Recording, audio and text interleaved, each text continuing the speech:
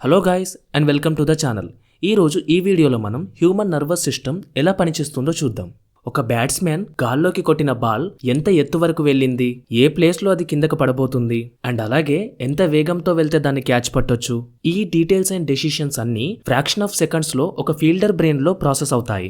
And ఫలితంగా గాల్లో ఉన్న ఆ బాల్ కొన్ని సెకండ్స్లోనే ఫీల్డర్ చేతిలో ఉంటుంది. ఇది జస్ట్ ఒక ఎగ్జాంపుల్ మాత్రమే. ఇలా ఫ్రాక్షన్ ఆఫ్ సెకండ్స్లో మల్టిపుల్ డెసిషన్స్ అండ్ యాక్షన్స్ తీసుకునే హ్యూమన్ బ్రెయిన్ అసలు ఎలా పనిచేస్తుంది? సో ఇలాంటి క్వశ్చన్స్కి ఆన్సర్స్ తెలుసుకోవడానికి మనం ఇంకొక ఎగ్జాంపుల్ చూద్దాం. మన ఇంట్లో స్టవ్ మీద పాలు పొంగడం చూసిన మన కళ్ళు బ్రెయిన్కి సిగ్నల్స్ పాస్ చేస్తాయి.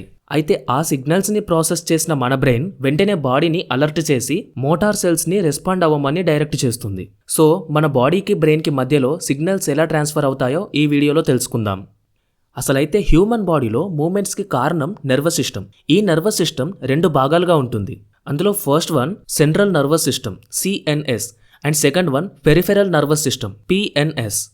సెంట్రల్ నర్వస్ సిస్టంలోకి బ్రెయిన్ అండ్ స్పైనల్ కార్డ్ వస్తాయి. అండ్ అలాగే పేరుకు తగ్గట్టే సెంట్రల్ నర్వస్ సిస్టమ్ హ్యూమన్ బాడీలో సెంటర్లో ఉంటుంది. మన స్కల్ మన బ్రెయిన్ని ప్రొటెక్ట్ చేస్తే వెర్టిబ్రల్ కాలం మన స్పైనల్ కార్డ్ని ప్రొటెక్ట్ చేస్తుంది.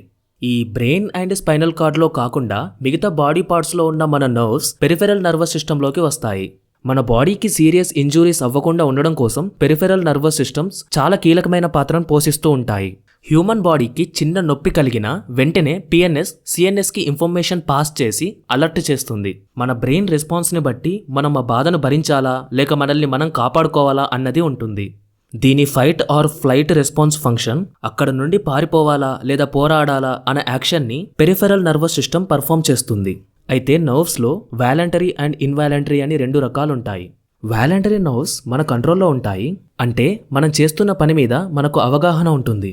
మనకెవరైనా తెలిసిన వాళ్ళు కనిపించినప్పుడు చెయ్యి పైకెత్తి హాయ్ అని చెప్పి ఒక స్మైల్ ఇస్తాం కదా, అది వాలంటరీ నర్వ్స్ యొక్క పని. ఇక ఇన్వాలంటరీ నర్వ్స్కి మన కాన్షియస్తో అసలు పనే ఉండదు. మనం ఏ స్థితిలో ఉన్నా సరే వాటి పని అవి చేసుకుంటూ వెళ్ళిపోతాయి. దీనికి best examples heart beat and ఊపిరి పీల్చుకోవడం.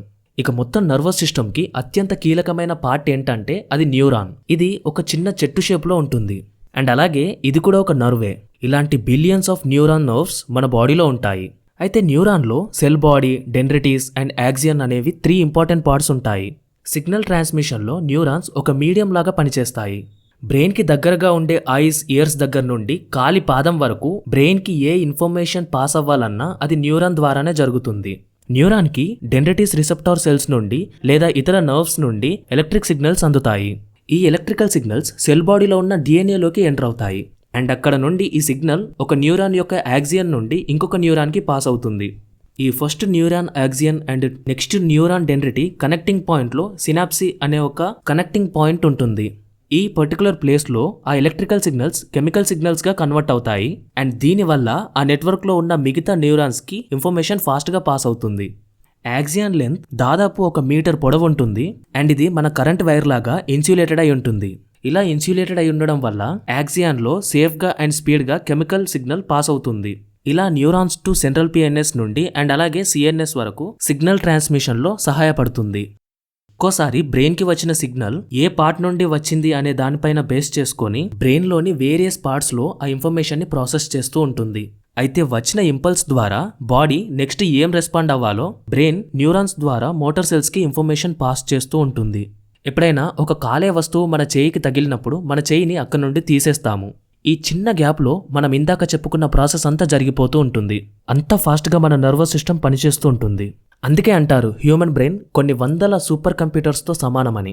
సో ఇదండి ఇవాళ వీడియో. మీకు కనుక మా కంటెంట్ నచ్చినట్టయితే ఛానల్ని సబ్స్క్రైబ్ చేయండి అండ్ అలాగే వీడియోని లైక్ చేసి షేర్ చేయండి. Thanks for watching.